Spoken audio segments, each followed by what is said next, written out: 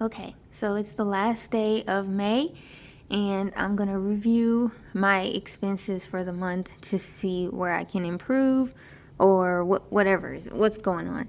So if you remember the last time I did April over here, and it was kind of tragic. This was like all of the things that I overspent on, just unnecessary expenditures. These were the requirements. So orange was required spending. Gold was unexpected spending. And then silver was spending that shouldn't have gotten as extreme as it got. So for this month, I guess I'll use the same method. So orange will be required spending. So for this month, I tried to reorganize this so it wouldn't be so hectic. I think it looks nicer. So for this month, this was required. So I had to pay rent at my old place, at my new place, because remember I moved. My car note, I made some credit card payments. I paid some money to the church, and then I went ahead and paid my renter's insurance for the year. And there's some bills in there. So those were must spends. My groceries are a must spend.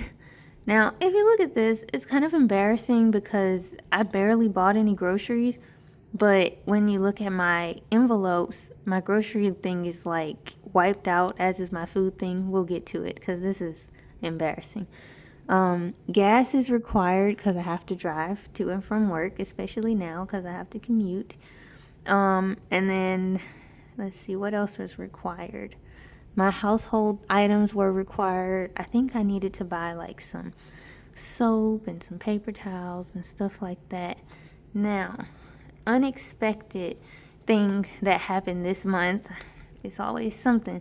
I had a big family emergency and it really hit me. Like it hit my savings and it destroyed my sinking fund. If you saw the other video, like those envelopes got hit really hard and I'm hoping to build them back up. But I had to go spend a whole lot of money on a family emergency. And then a kind of expected expense that came from my sinking fund as well was the moving. And I put aside $300 for it, and I think I stayed under that. So I'm super happy about that. This was to help pay some of the people that helped me move. This was my U-Haul. I think I had to buy like a mattress cover, some boxes, and some tape. So I think I did a very thrifty move, and it felt thrifty. My muscles are still sore. Anyway, I had 2 birthdays this month that I was expecting. My beauty stayed within budget. What else? I had to pay for parking somewhere, and then I had a 1-month Microsoft subscription so that I could do something for a job. Now, let's get to the things that should not happen again. So, I give myself $100 for shopping every month, and somehow I always manage to go over it. I feel like this particular incident was almost spiteful because it could have just been $100 or it could have been 99, but no, it was 150 cents, meaning I went over budget, and that just blows my mind. But here we are. And I'm sure it was on something unnecessary like dresses, which are still necessary, but not when they blow my budget. And now this part down here is where the anger happens. I have friends, right? And we go out to eat a lot, but dang, like this is upsetting. So I think I want to try to cut this in half. I want to see if I can calculate. Let me find a way to calculate how much I spent real quick. Okay, I got a calculator. So let's go through this and see how much I ended up spending on food. So 38, 37, plus, how do I do that? 22, 43, then 14, 18, 785, 597, 42, 33, 28, 41, 10, 38, 379, 79, 896, 871, 822, $25, $12.87, $31.34, $15.26, $16.22, $8.64, $3.79,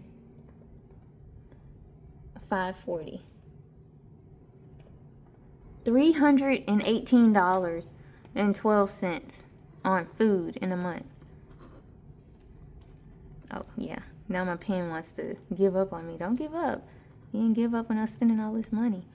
So $318, oh Lord, $318.12. So if you know my food budget is $100. My food budget is $100. My grocery budget is $400 because I'm still trying to figure it out. So what I did this month was basically I manipulated my grocery budget into my food budget. Now, some things to take note of. I don't drink alcohol. I don't even drink alcohol. So when I'm going out to eat, what's happening here? Like, I know the $3.79 is me buying food at work. I can tell because it's the same price and I just did that recently. But when I'm going out to eat, this 38, this 42, it's like, why am I balling out? You know, I need to do a better job of cutting those numbers in half and also just cutting this whole thing in half. I really want to get under $100 eating out a month. And I have already mentioned it to my group that I will be unfortunately saying no to a lot of activities that we do together, or I will go out and kindly order a glass of water and a bowl of tater tots or french fries, and I will sit there and eat those so that I can be with my friends but stay in my budget. So the goals for this month are to not blow my grocery budget in eating out, which is crazy. Stop shopping. Like, literally stop shopping. Last month I did it. This month I did it by, a lower margin, but I still did it. And pray that I won't have another emergency just hit me like this again. Because as you can see here, this was a significant amount of money that could have been in my account and not somewhere else. Anyways, so that's May, and we'll do it again for June. Thanks, train.